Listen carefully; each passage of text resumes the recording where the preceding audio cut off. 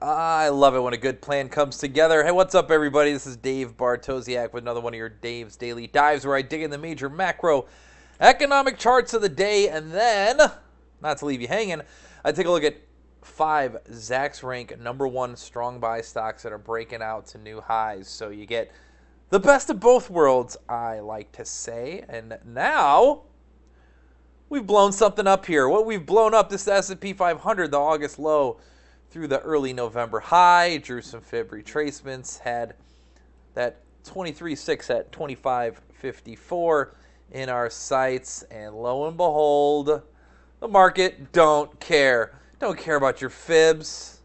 It just goes higher.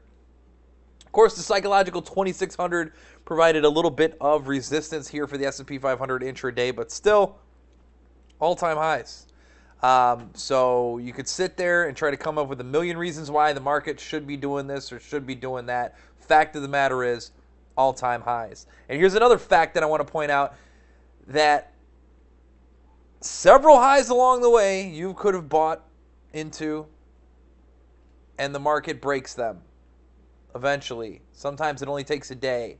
Sometimes it takes 2 days. Pretty much the longest it ever takes for you to get back to the highs is like 7 years. So if you top tick and pick the worst possible time, and then the U.S. and the world is thrust into a recession, 7 years and you're going to be fine. So the moral of the story is, long-term investors, just buy. Just buy. Just buy.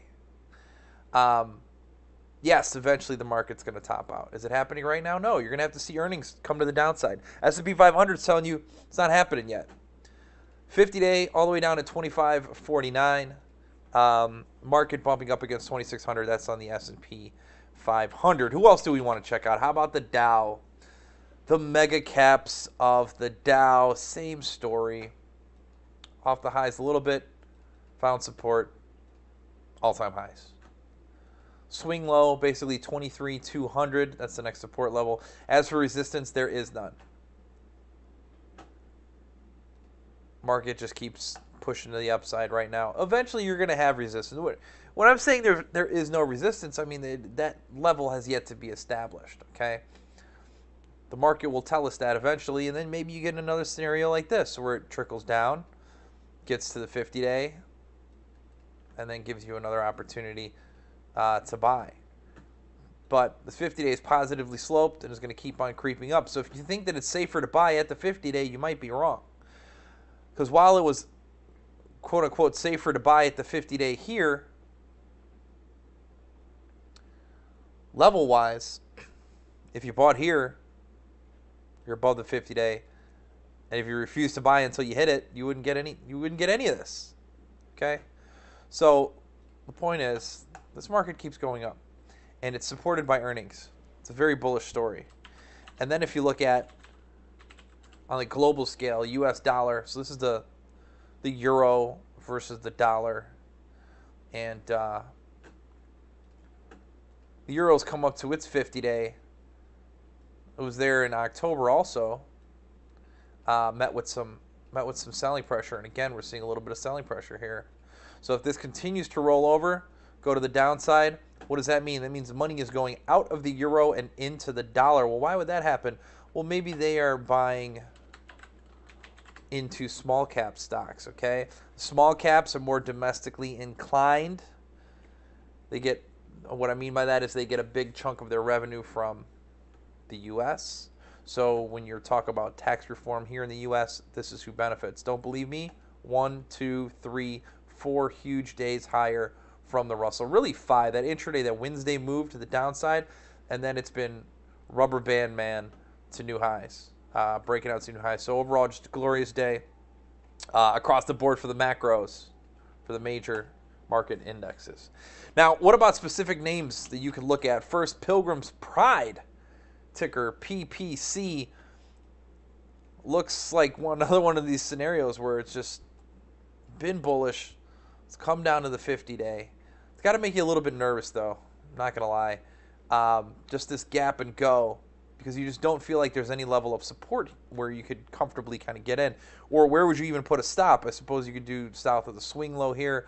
You can get into the gap here, but you're talking $5 off of where you're currently trading. 17% off of where you're at, something like that. Is that what you want to do? I don't know if that's what you want to do. So you almost want to wait for a retest of the swing low, maybe peck at it then. This could be a little too hot to handle. Or you just go ahead and hold on for dear life, keep your stop relatively tight, and hope that it continues to the upside. That's Pilgrim's Pride, PPC. Then we got Take-Two Interactive.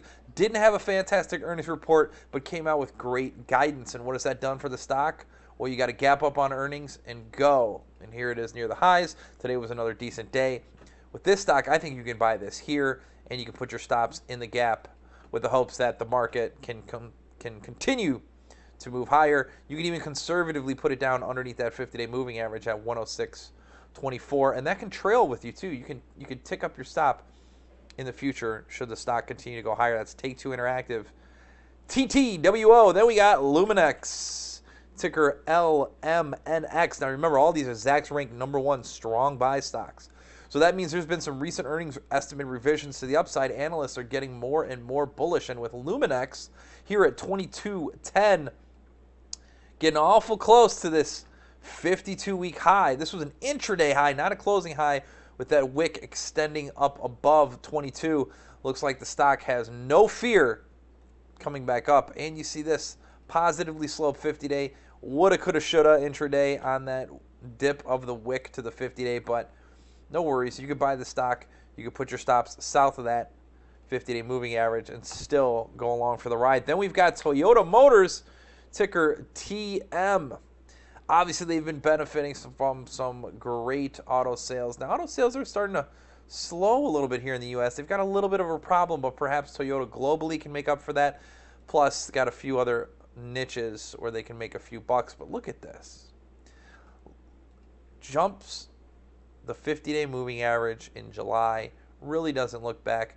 Found some support right near there over the last few days. So this is something you could buy. Put your stops just south of that if you think that this sort of peak auto situation is a little bit overcooked, overdone. It's going to get a little bit tougher. There's a lot of cars coming back off lease right now. It's putting pressure on used car prices and then setting these leases up for some issues on a new car lease, because those residual values are lower. Now, that's a little bit different. Probably hit Lexus more than it hits the rest of Toyota. And it's probably even worse towards the Germans. So the Audis, the Mercedes of the world, probably a little bit more stressed out than the Lexuses and the rest of Toyotas. Last one we're going to talk about is Westlake Chemical, ticker WLK. A few of these chemical stocks are starting to bubble up again. And it's been a great move since June and July. I mean, look at this. This is pretty incredible. Stock going from the 60s up into the 90s, and it's still running. Another kind of gap up and go. Again, risky business here, but if you want to chase this breakout, you put your stops south of this swing low at $90 and give yourself a nice little risk versus reward situation in Westlake Chemical, ticker WLK. That's all I got for you here on Dave's Daily Dive. Remember to hit me up on Twitter at Bartosiastics. Of course, I'm the editor of The Surprise Trader as well as Momentum Trader. And you can catch me, Zach's Live Trader, on YouTube. So thanks so much for hanging out with me here today, and we'll see you later in the week.